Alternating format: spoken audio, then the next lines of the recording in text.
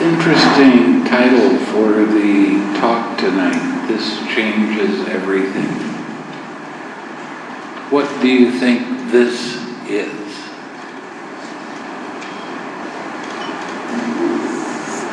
Smiling and relaxing state.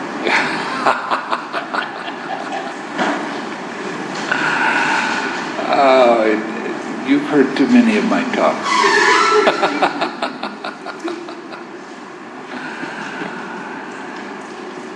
I spent 12 years in Asia going to many, many different teachers, practicing many different kinds of meditation, and I asked a lot of the same questions over and over, and I never got good answers.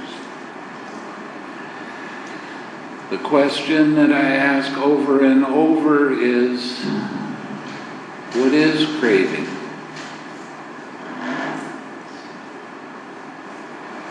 You know the answer I got? Craving is desire. It's wanting things. Well, that's not a very good answer. That doesn't tell you much.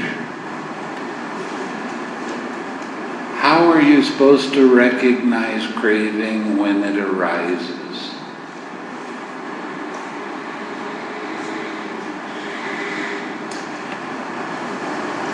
How are you supposed to let craving go? These are the questions that I kept asking, and I kept on getting nonsense answers. And I say nonsense, meaning there was no sense in what they were saying. They were just giving me words that didn't have any real meaning behind it. So after doing all of this intensive study, I have done many, many 3-month retreats. I have done 8-month retreat in Burma. I did a 2-year retreat in Burma. I know all of the insight knowledges, but that doesn't match what it says in the suttas. So I was rather disappointed when I left Burma after going through 20 years of heavy-duty practice and not being satisfied with what they said the experience of Nibbana is. So I came back to Malaysia, and because a lot of people knew that I'd done a lot of meditation in Burma, they were coming to me and saying, I want you to teach me meditation. You know a lot about meditation. Please teach me. And I couldn't teach Vipassana the way it was being presented because I knew it didn't work.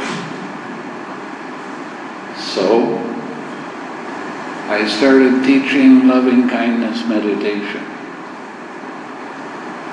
And about this time, K. Sri Ramananda invited me to come to Brickfields and live there and teach meditation there. While I was there, I happened to run across a monk, and he said, I understand you're teaching meditation. Don't sit with your arms folded, please. Thank you. He said, I understand you're teaching meditation. How do you teach it?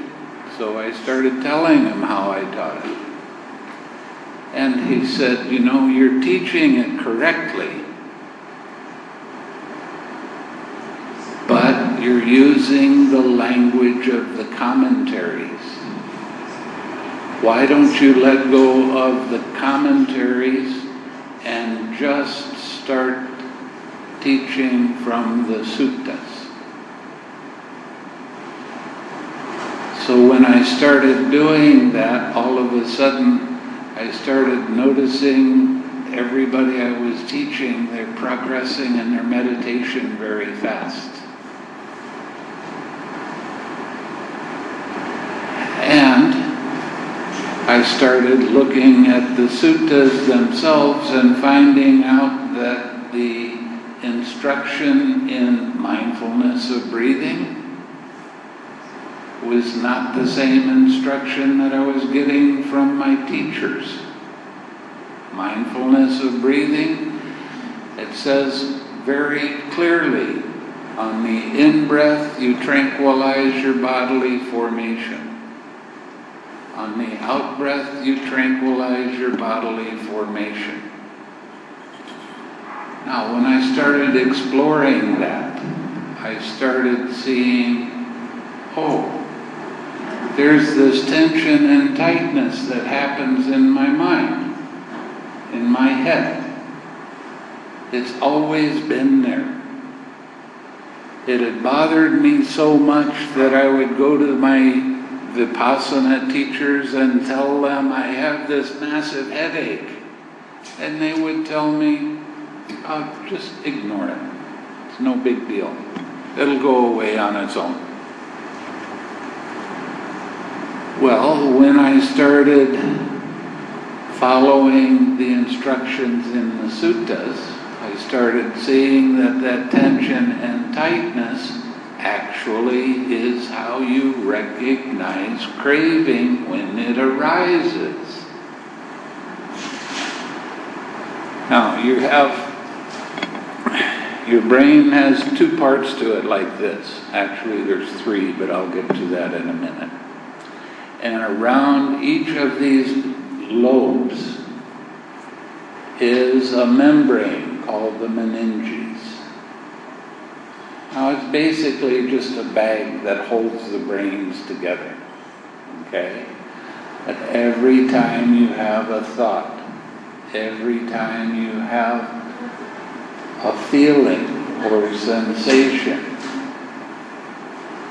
your brain expands against that meninges, and that causes tension and tightness to arise in your head.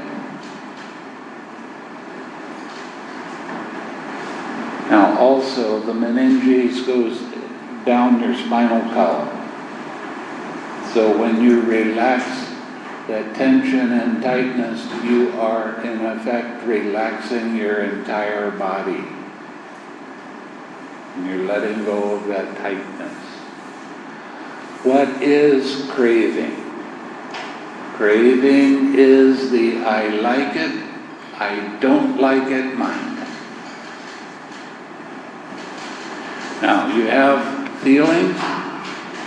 When a feeling arises, it's either a pleasant feeling or a painful feeling or a neutral feeling. Whenever a feeling arises, right after that feeling, there is this tension and tightness that happens in your mind. That is the I like it if it's a pleasant feeling, and I don't like it if it's a painful feeling. But that is craving. That is the very start of the false belief in a personal self. I am that.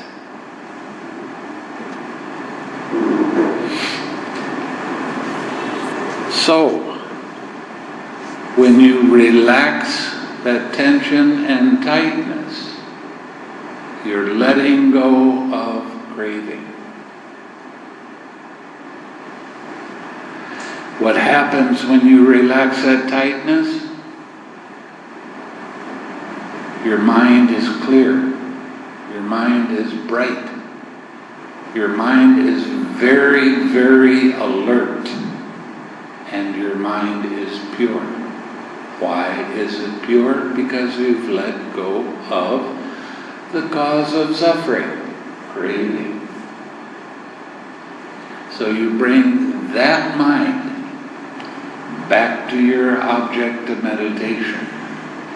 Now,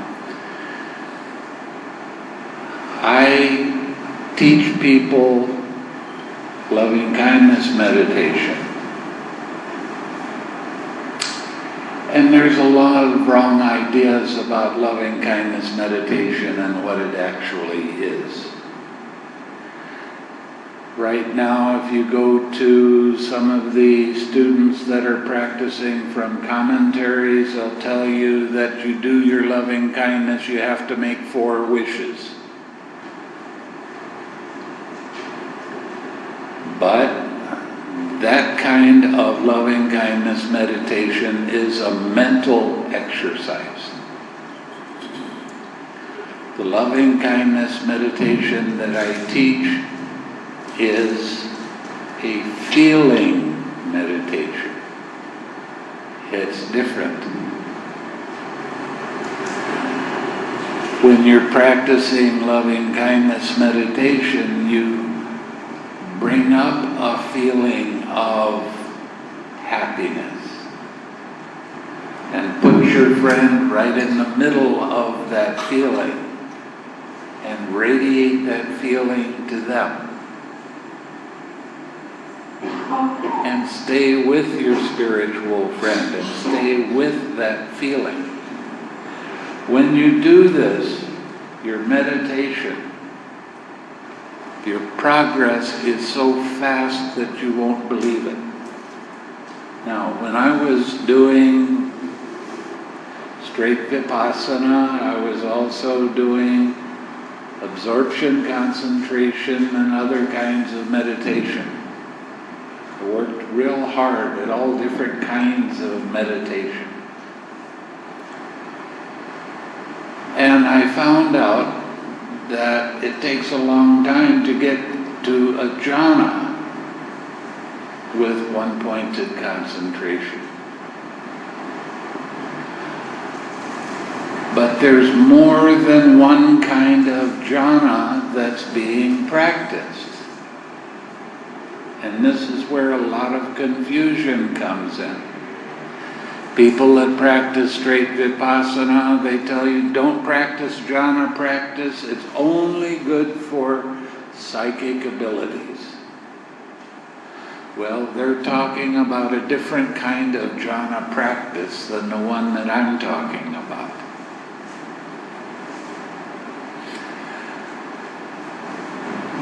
So, when I'm talking about jhana practice, your mind is on your object of meditation. Say you're sending loving kindness to a spiritual friend, and your mind gets distracted. Now, I teach people how to do what I call the 6 R's.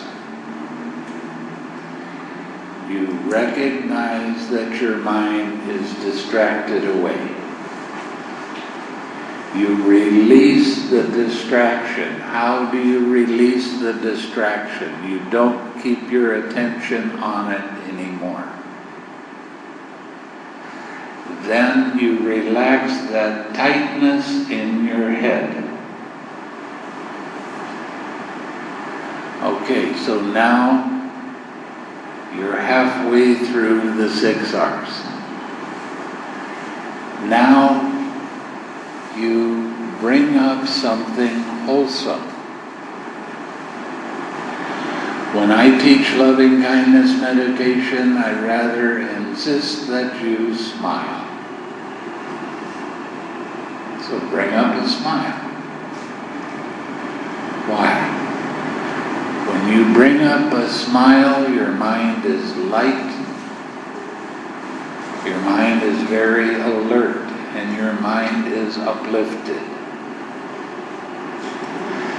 Bring that smiling mind back to your spiritual friend and stay with your spiritual friend for as long as you can. This is right effort. That's in the Eightfold Path. So this right effort,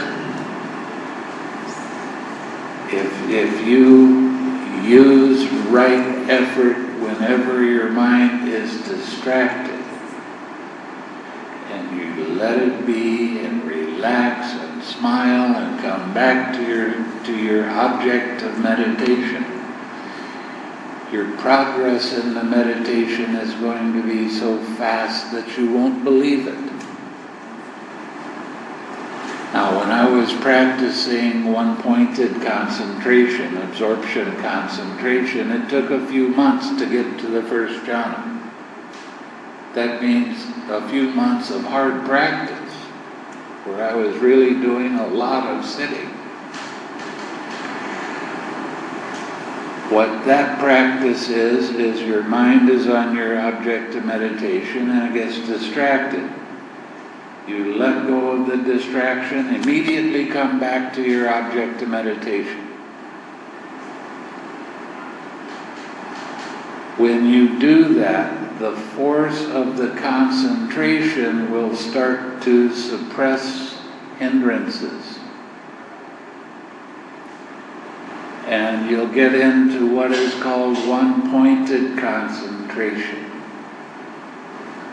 And they have all kinds of different descriptions of this, nimittas and things like that. But that is not the kind of meditation that the Buddha taught. This is a kind of meditation that is taught in commentaries.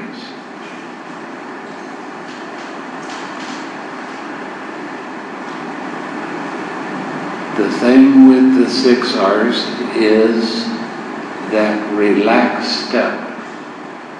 When you have that relaxed step and let go of the tension and tightness, you're letting go of craving.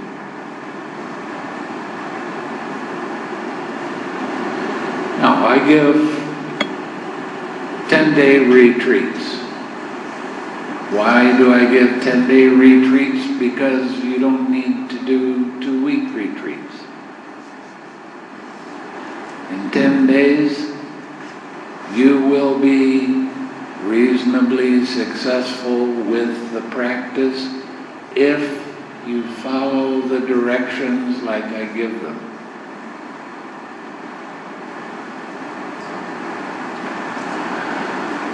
Now, I'm used to,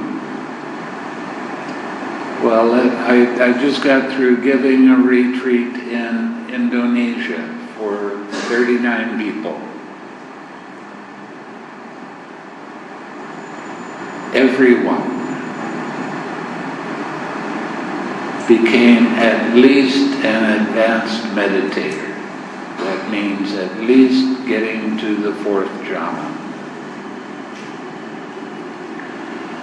Many of the people got into the arupa jhanas, to the realm of nothingness or neither perception nor non-perception, in 10 days. And people also attain nibbana in 10 days.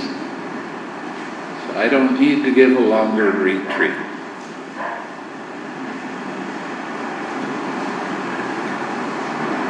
So the way I give a retreat is I will talk to everyone individually for about 10 minutes every day.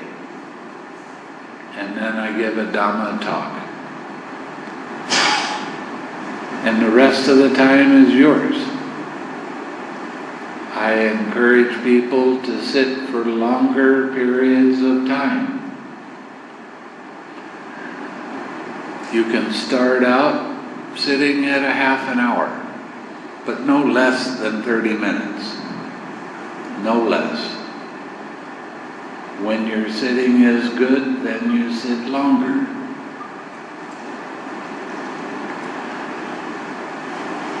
I have students that sit 4 hours, 5 hours, 6 hours. Not because they're pushing it, but because it's comfortable. And your mind is very peaceful. peaceful and calm without any disturbance. Now, this kind of practice that I'm talking about has the relaxed step in it. And that means you are learning how to let go of craving. I had 20 years of practice with many world-famous teachers. And I never did find out what craving was until I went to the suttas and found out for myself. And that is the relaxed step. Relax attention and tightness. Now, it's real interesting, this process. I rather insist that you smile all the time. Why? Well, the Buddha didn't say you're supposed to smile. No, but the Buddha shows you he's smiling. Why? When you smile, your mindfulness becomes very sharp. It improves your mindfulness, not just a little bit, a whole lot. Now that's an interesting word that I'm using. And I had 20 years of trying to find out what's the definition of mindfulness. Somebody told me it means your mind's full. Full of what?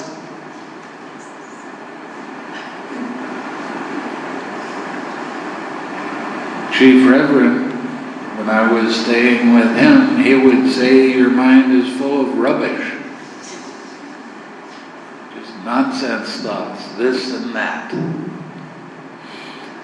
I'm going to give you a definition of mindfulness that works all the time. Mindfulness is remembering to observe how mind's attention moves from one thing to another. And what does that mean? Your mind is on your object of meditation. All of a sudden your mind is distracted. How did that happen? It didn't just jump over there. What happened first? What happened after that? What happened after that? And I'll give you a clue. What happens is your mind is on your object of meditation, your mindfulness slips a little bit, and then your mind starts wobbling. And then it wobbles bigger and bigger, and then all of a sudden your mind is just going, and you're lost 1,000 miles away.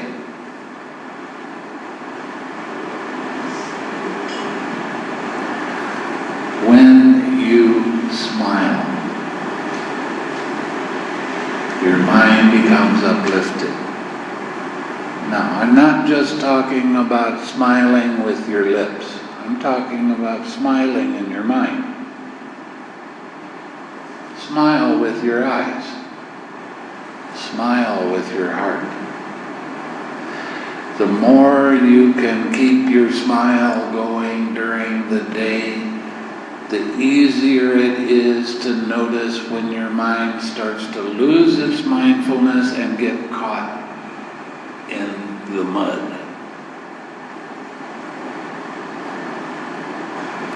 And you get caught in all kinds of emotional nonsense.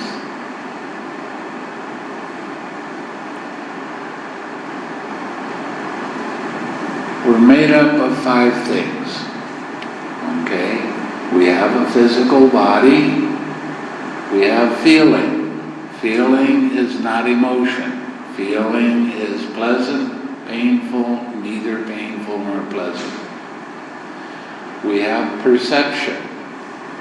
Perception is a part of the mind that names the feeling. Okay, pleasant feeling comes up, your mind says, that's pleasant. Painful feeling comes up, your mind says, that's painful. Perception is the part of the mind that names things. Everything that we think in concepts. Okay? Where's an automobile? Is it the tires? Is it the windscreen? Is it the bumper? Where's an automobile? An automobile is a concept made up of a lot of little tiny parts put together.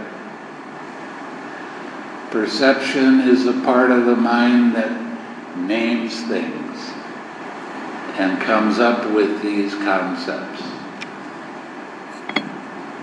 Okay, you see this, you say, this is a cup.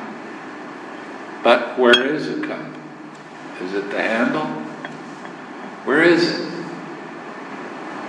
It's a concept.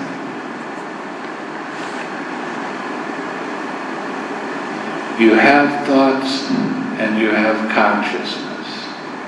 Now, when a painful feeling arises, what does your mind do?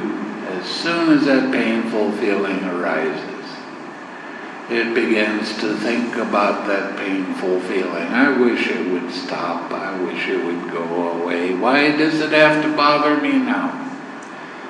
Now, it can be while you're sitting in meditation or while you're just out walking around. As soon as you get caught by trying to think your feelings, you are causing yourself a lot of suffering. Interesting thing. One of the favorite topics for psychologists in my country is depression. What is depression? How does depression arise? Painful feeling arises. I don't like that feeling. I've got all kinds of thoughts and opinions and ideas and stories about why I don't like that. And then I get caught up in my habitual emotional tendency of trying to control the feeling with thoughts. And the more you try to control a feeling with your thoughts, the bigger and more intense that feeling becomes.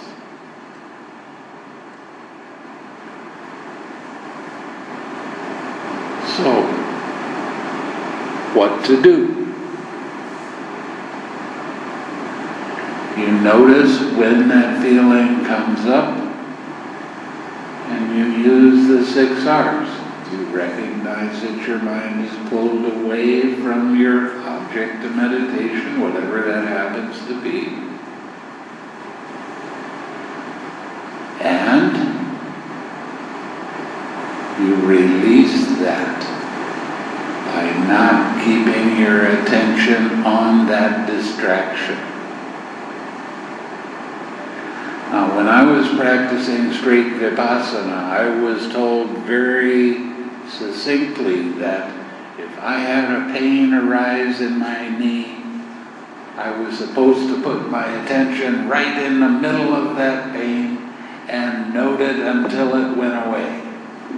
Pain, pain, pain, pain, pain. And what did that do? Actually, it made the pain bigger and more intense.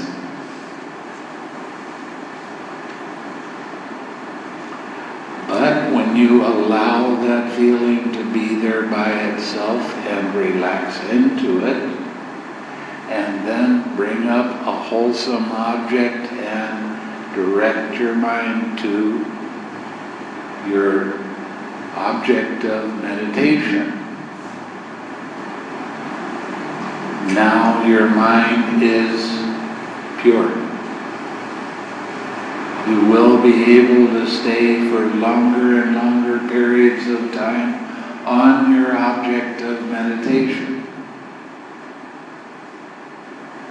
Now, I have a lot of people that they want me to teach them mindfulness of breathing. And I hesitate to teach that. I can. I know it very well. But everybody that's doing mindfulness of breathing meditation has developed a lot of bad habits. And it takes a long time to overcome those bad habits. It's like this man, he was an instructor in guitar. And one student came to him and he said, I want to learn how to play the guitar.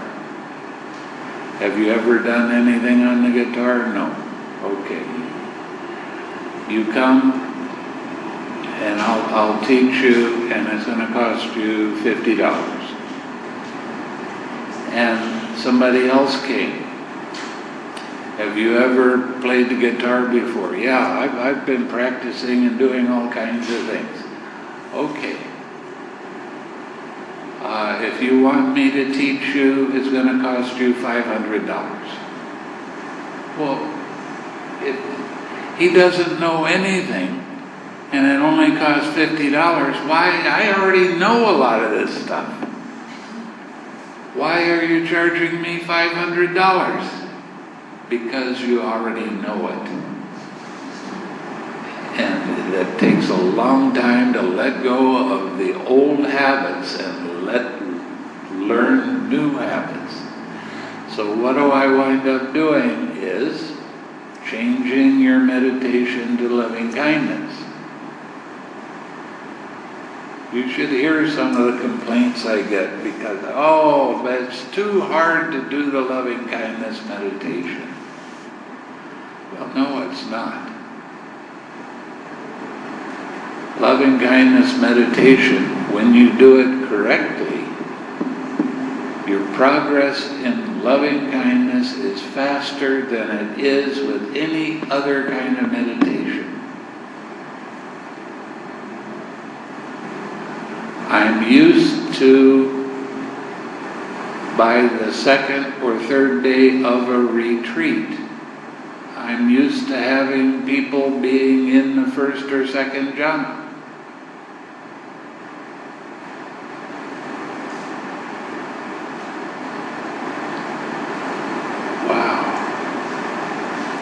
When I was practicing one-pointed concentration, it took me a couple of months to get into the first or second jhana. And now I'm telling you that if you come and do loving kindness meditation, in the first day or two, you're going to get into the first or second jhana. And I am used to an awful lot of people getting to the fourth jhana. Now, the thing with what I'm showing you with the jhana is it's not one-pointed concentration. It's not absorption concentration. The Buddha taught vipassana and jhana together at the same time. And the reason that this works is because of that relaxed step. Being able to recognize that tension and tightness and let it go. When you let go of that tension and tightness in your head, your mind is clear, your mind is bright, your mind is pure. So you bring your pure mind back to something wholesome. Smile. And back to your object of meditation. It does work. It works very fast. Now you have to understand that when the Buddha was teaching meditation, he was teaching mostly farmers, and they were not educated people. They were used to doing hard work. If he came around and he showed them how to do something, it had to be simple and it had to be effective. It had to work right straight away or they weren't going to do it. Now, one of the things that it says about the Dhamma, in the good qualities of the Dhamma, is that the Dhamma is immediately effective. When I was doing straight Vipassana, to be quite honest, it took me 5 years to figure out what the meditation wasn't before I finally started to figure out what the meditation was. 5 years. I'm a slow learner. Okay, so what? But when you use the 6 R's, you have a distraction arise.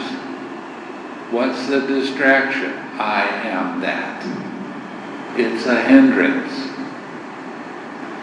Why do hindrances arise?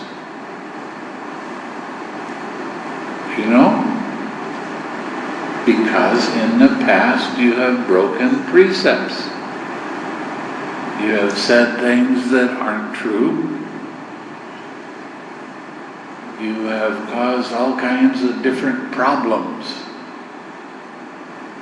And it's not only this lifetime. I mean, it can be from past lifetimes. But it is the reason that a hindrance arises is because of breaking precepts. But when a hindrance arises, most people that teach meditation will tell you that you have to push down that hindrance, you have to stop it, you have to suppress it, you have to make it go away. But hindrances, when they arise, are your teachers. They are teaching you where you got a guilty feeling because you said something that wasn't true. And you are identifying with it. This is me, this is mine. So when a hindrance arises and it pulls your attention away from your object of meditation, you use the 6 R's to let go of that hindrance. Now, this is immediately effective. Watch. You recognize that your mind is distracted. That's the first R. You release the distraction by not keeping your attention on it. You relax the tightness caused by that. That's immediately effective letting go of craving. Right there. And then you bring up your wholesome smile and bring that smiling mind back to your object of meditation. That's immediately effective. You've let go of a hindrance. You've let go of a false belief in a personal self. And now you're seeing the impersonal nature of everything. That's how it works. I tell my students that when a hindrance arises, it's your best friend. You don't fight with it, you don't push it around, you don't try to make it go away. invite it over for some tea. Sit down with it, allow it to be there, relax into it. Let go of the resistance. Okay? You have to let go of taking it personally. It's only a thought. It's only a feeling. Did you ask it to come up? Did you ask your mind to say, well, I'm on my object of meditation now. I better start thinking about this stuff over here. No, you don't do that. It happens by itself. What you do with what arises in the present moment dictates what happens in the future. If you resist what's happening in the moment, if you try to change what's happening in the moment, if you try to make it be something other than it is, that is the cause of suffering. And you are doing it to yourself. Now, when this hindrance comes up, when you notice that it's there and you let it be there by itself and relax and smile and come back, that hindrance will get weaker and weaker and finally just fade away by itself. When that hindrance fades away, you will feel a very strong feeling of relief.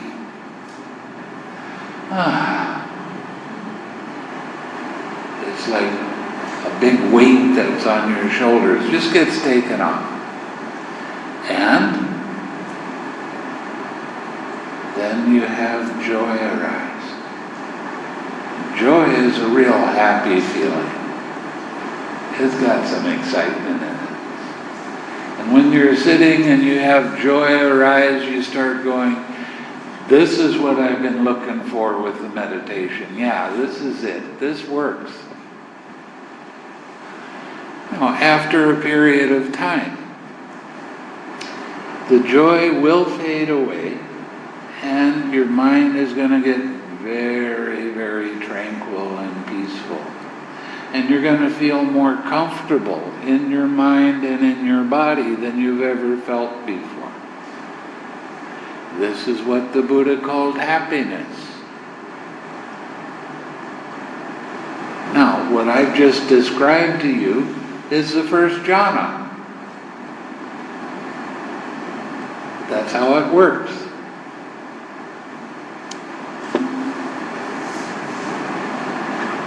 So when you come and you start doing a retreat, you start sitting in meditation, and you keep your mind with your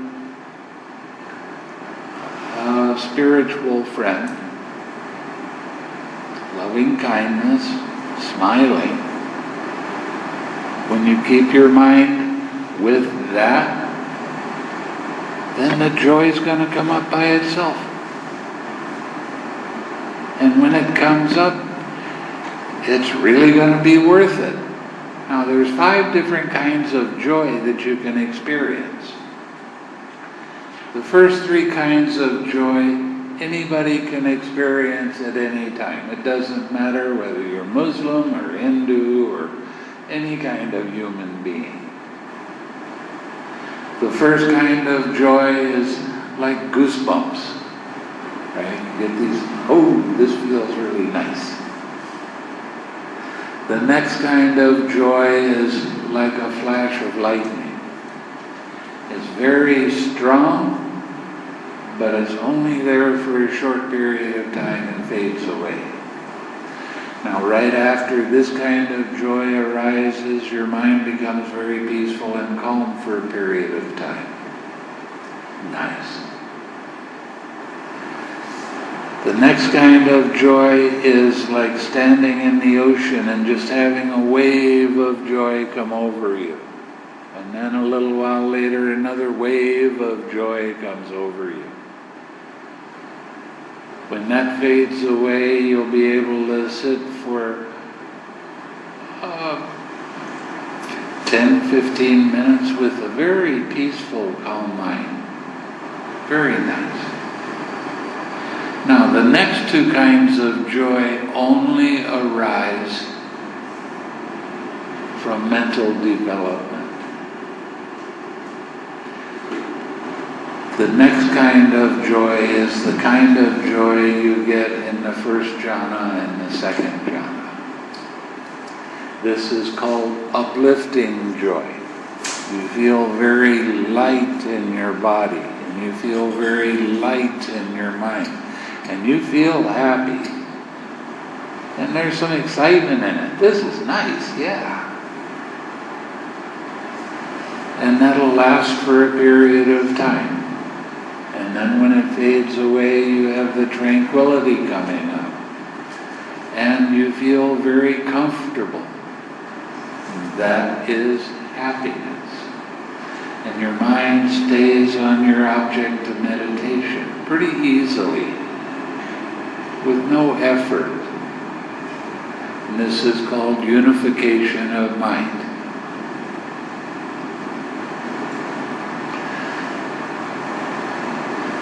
So,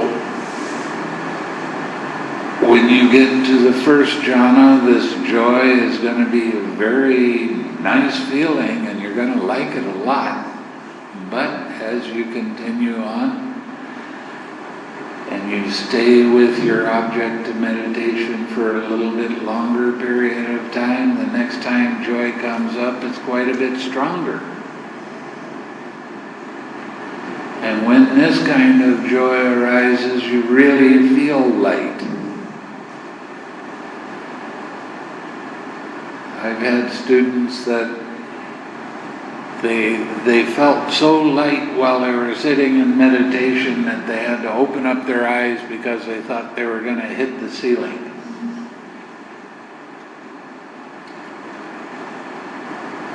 So this kind of joy is very, very pleasurable, very nice. And when it fades away, the tranquility and the happiness are even stronger.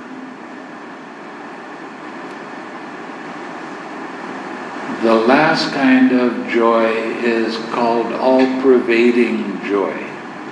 This is the kind of joy that you see on the Buddha's face, the artists are trying to show you. Now you see a lot of Buddha images and the eyes are half open. Well, what happens with this kind of joy is you're sitting and you're very happy feeling. It doesn't have so much excitement in it now, but it's a very happy feeling. And you're sitting along and all of a sudden your eyes open up. And you think, well, that was odd. So you close your eyes and then your eyes open up. That's one of the things that happens with all-pervading joy. That's why you see the Buddha images with the eyes half open. The artist is showing you that the Buddha is experiencing all-pervading joy. Now this all-pervading joy is also called the awakening factor of joy.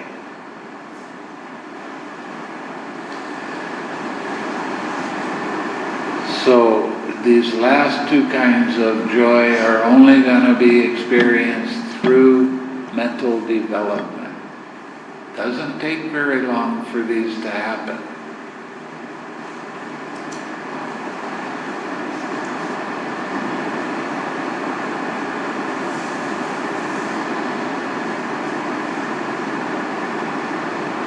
And I want to encourage as many people as I can to do a retreat with me. In 10 days, I guarantee you will be a lot smarter about Buddhism than you are right now. Why? Because I read the suttas to you. I show you that this is what the Buddha says. It's not a maybe, and it's not coming from me. This is what the man says. And your understanding will be very, very deep and very good.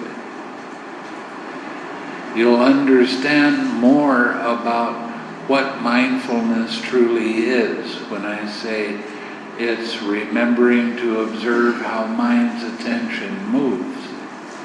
What I'm actually telling you is that when you see more and more clearly how mind's attention moves, you're starting to see how the links of dependent origination actually occur.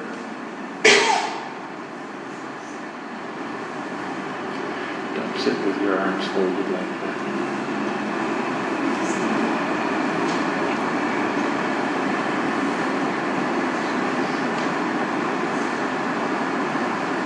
The thing that you have to really understand, and this is something that an awful lot of people get confused about, is the meditation is supposed to be fun.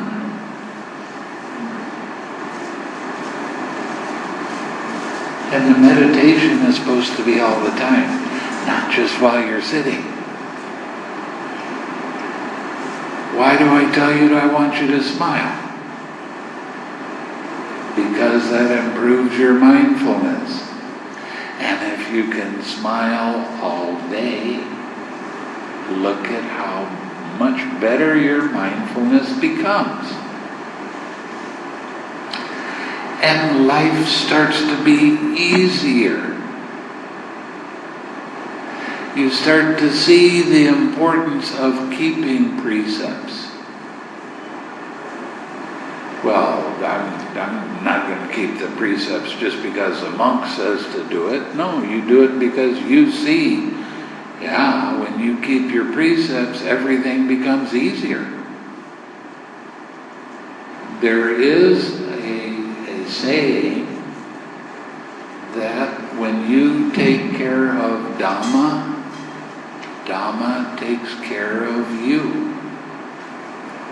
When you keep your precepts, you practice smiling and giving your smile away, you practice your generosity, everything becomes easy. Dhamma takes care of you.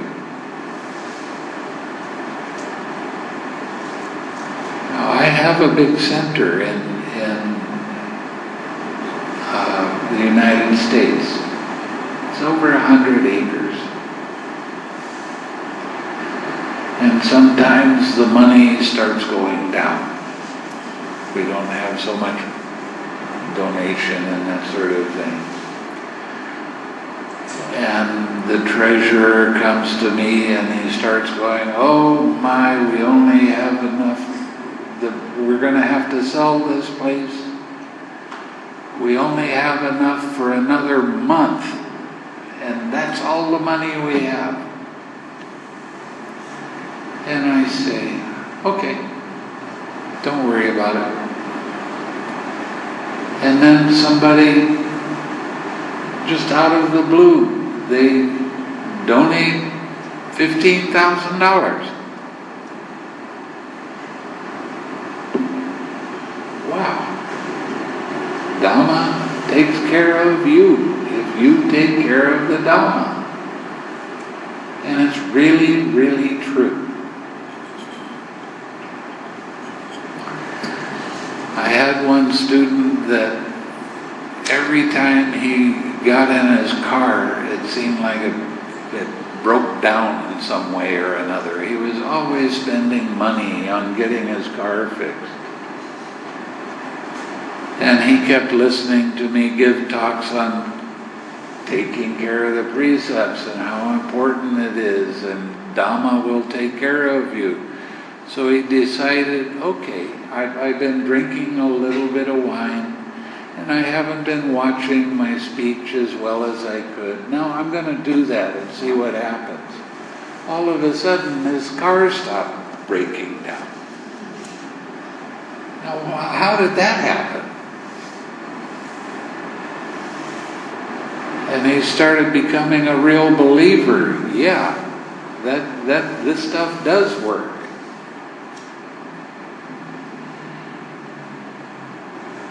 But don't believe me. Try it for yourself. See for yourself.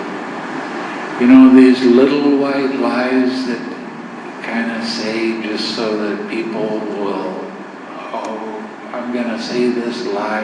I don't really mean it, but it'll make them feel happy. Do you realize how bad you're hurting yourself? As soon as you say that little white lie,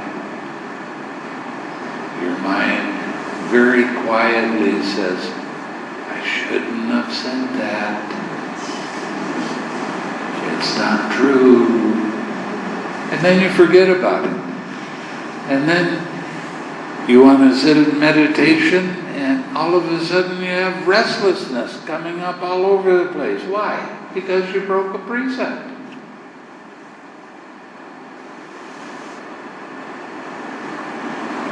The Buddha talks quite clearly about keeping the precepts and how important it is and how much you benefit from it. But don't believe it. Try it. See for yourself. I had one man tell me, okay, I want to get rich. What do I have to do? And I said, well, you have to practice your generosity. Yeah. No, I mean, you have to practice your generosity. What am I talking about? You have to practice your generosity with your speech. You have to say things that make other people happy. You have to practice generosity with your body, with your actions. You have to practice generosity with your mind. Walk around smiling. Give your smile away. Give your uplifted mind away. That's true generosity. And then you have to keep the precepts. And this man said, okay. I'll keep the precepts. How long do I have to do that? And I said, well, we'll start at 100 years from now and go up from there.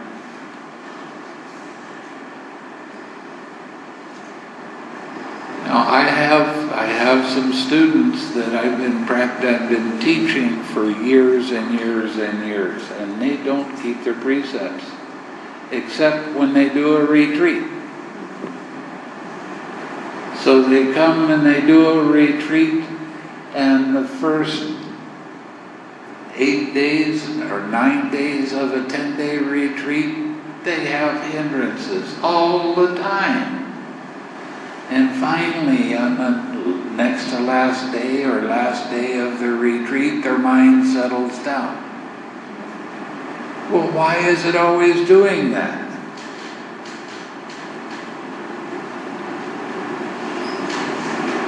Because they would tell me when the retreat is over, now I can go back to the way that I was.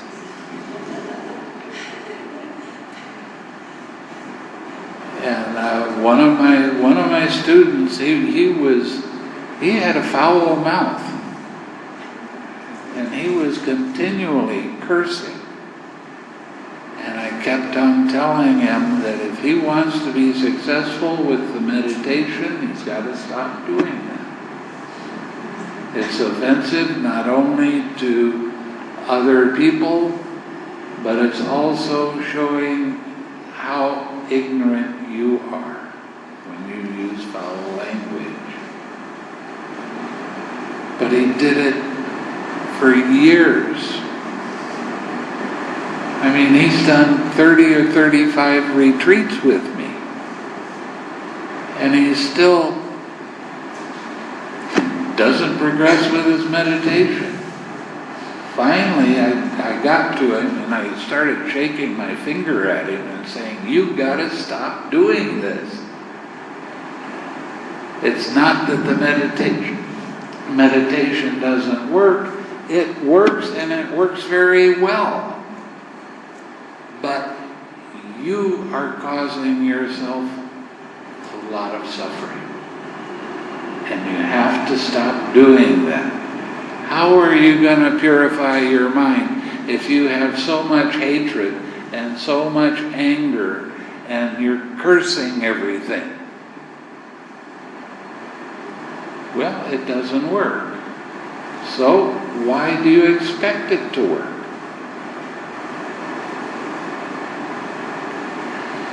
Just in the last 3 or 4 years, after more than 30 years of my telling him over and over again to stop doing it, he stopped. And all of a sudden, his meditation is just doing great. That's how important keeping the precepts are. It really does make a difference. So, if you want to have fun in your life, then practice having fun.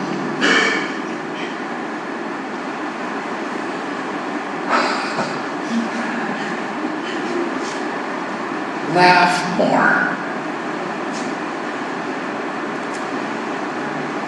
Laughter is the fastest way to let go of a hindrance that I know of.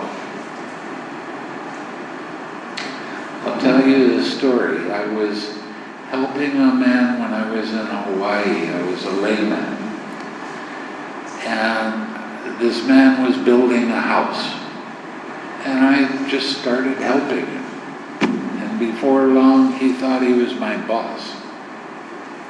And I was doing all kinds of work for him just because I wanted to help him, that's all. And then he started being pushy about it, and I started getting angry. And I was walking up a hill, and I'm thinking about this guy is a real fool, and I'm digging my heels in the ground, and then it dawned on me, he thinks he's my boss. And I laughed. And I went from, I'm mad and I don't like it, to, well, it's this anger. Do I want to carry this around with me or not? Nah, let it go. So I laughed at that. Every time you laugh at how crazy your mind can be, you let go of the craziness. Everybody's crazy. It's okay. We're all crazy until we become arahats. So have fun with being crazy. And laugh with it. Laugh at how silly your mind can be. Yeah, but I don't feel like laughing. That's one of the things that makes me laugh the most. So I've been talking for quite a while. Do you have any questions? Everything I said is so clear.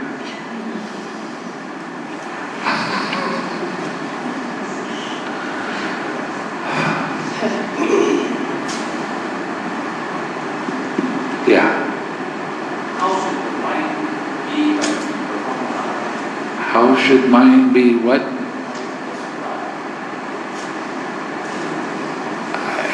I can't hear you.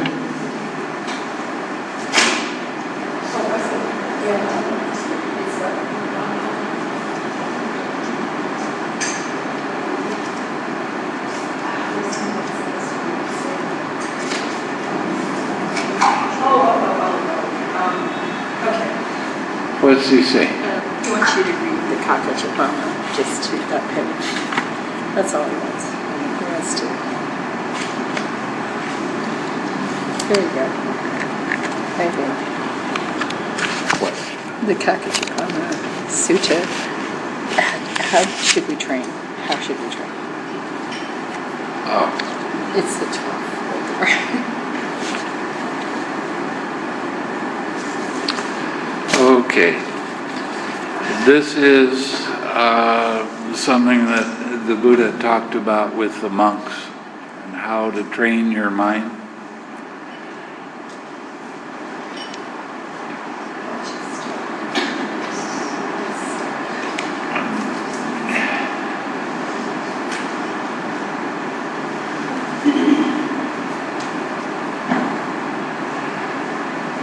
There are these 5 courses of speech that others may use when they address you.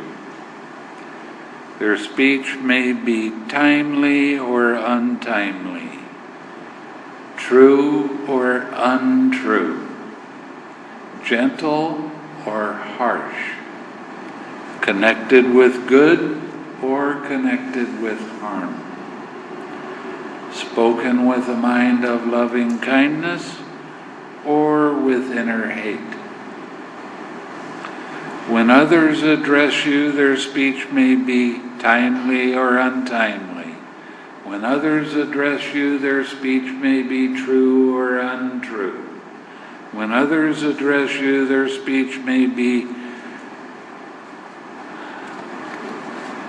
gentle or harsh. When others address you, their speech may be connected with good or with harm. When others address you, their speech may be spoken with a mind of loving kindness or with inner hatred.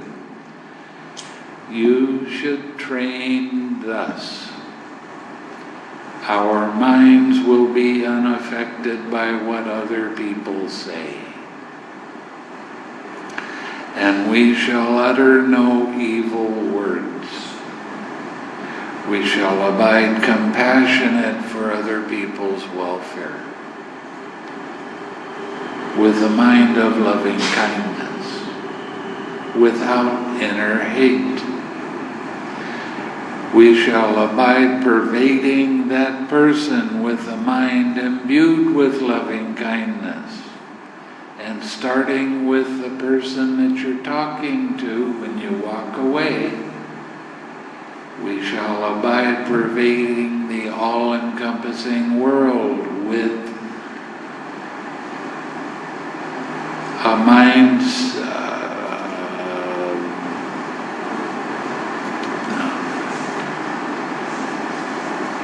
pervading the all-encompassing world with a mind of loving kindness, abundant, exalted, immeasurable, without hostility and without ill will. That is how you should train. So, what's that actually saying? Whoever you're talking to, doesn't matter what they're saying. They're coming at you with harsh speech. What do? You radiate loving kindness to that person. Okay, that's what the Buddha says to do. They tell you things that are untrue. What do? Radiate loving kindness to that person. They have harsh speech. Radiate loving kindness to that person. And not only that person, when they walk away, you use them as the reminder to start sending loving kindness to all beings. Oh, smile. Oh, listen, isn't that amazing?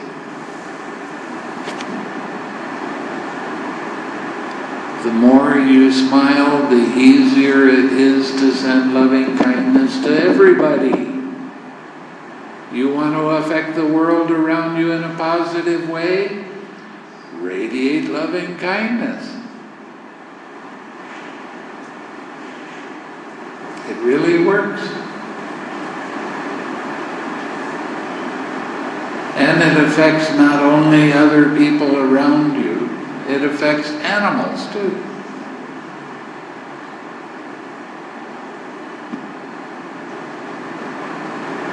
I had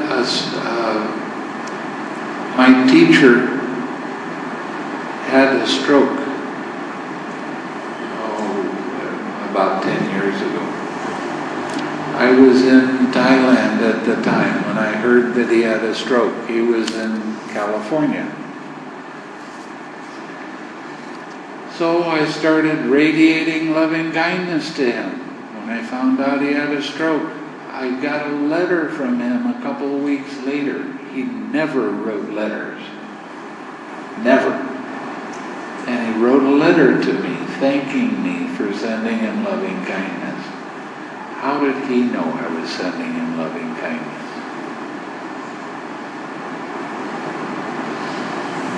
You want to affect the world around you in a positive way? Smile. Give your smile away.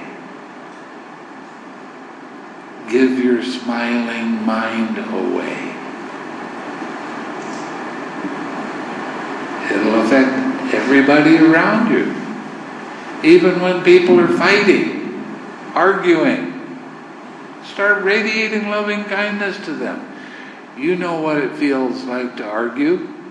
How happy is your mind at that time? Well, it's not so good, huh? So, start sending them loving and kind thoughts. That's being compassionate. Okay, being compassionate means seeing other people in pain. Not trying to change their pain. Not try to take their pain away. But love them. Just send them loving and kind thoughts. So people that are arguing, all of a sudden before long, they just quiet down.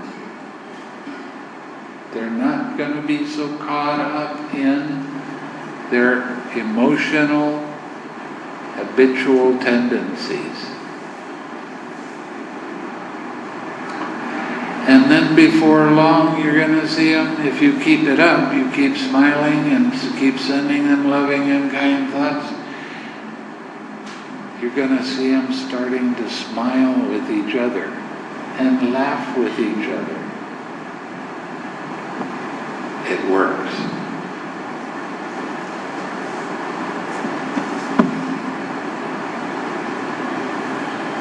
So there's another part that I want to read about this.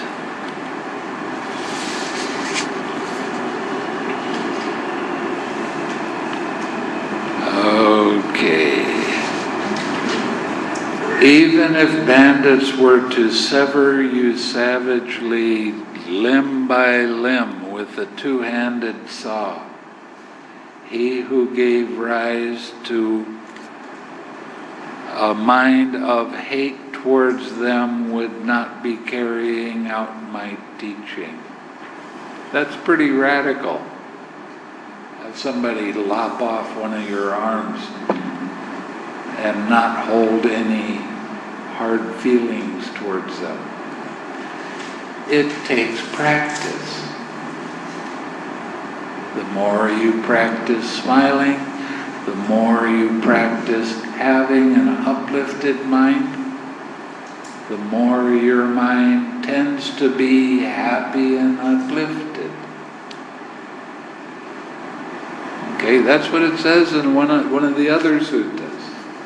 What you think and ponder on, that's the inclination of your mind. You think happy thoughts? You wish other people happy thoughts? What's your mind going to tend to? Having happy thoughts.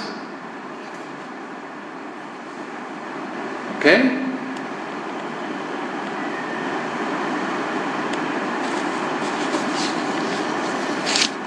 Any other question?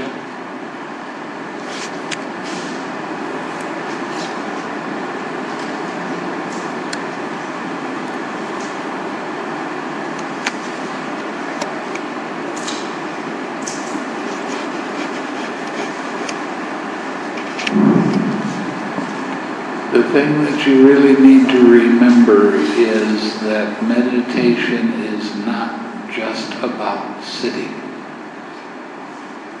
Meditation is about living. Every time you smile, you are practicing the entire Eightfold Path at that time.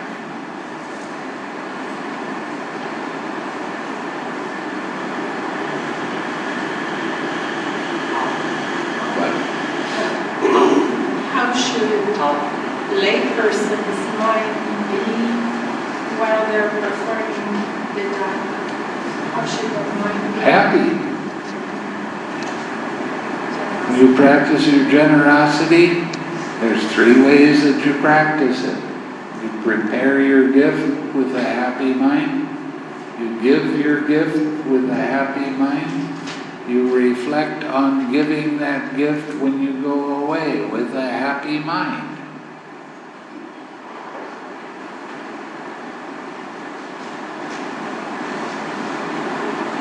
So it's a real important thing. The more you can do things that make your mind happy, the more you're going to tend to be happy. Life is supposed to be fun. It's not dukkha. Come on. It's not about suffering. It's about the cessation of suffering.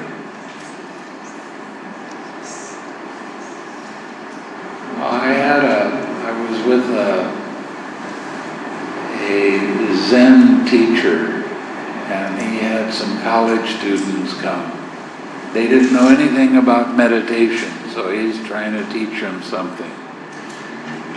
And he slams his hand down and he says, "All life is suffering." And I went, whoa. You know, I'd rather hear about letting go of suffering than hear about suffering. I didn't stay there very long because of that.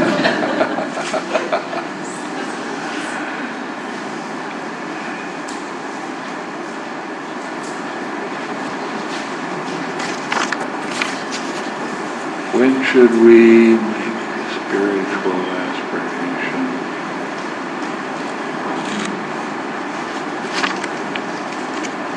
When should we make a spiritual aspiration when performing dana? The whole time you're giving. The whole time.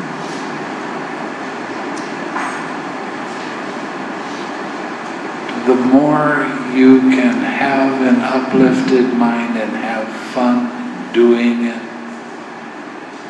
the more you're practicing dana to everyone around you. You know, I understand that the Sangha needs to have a lot of support, and it is special giving to the Sangha, but give to everybody.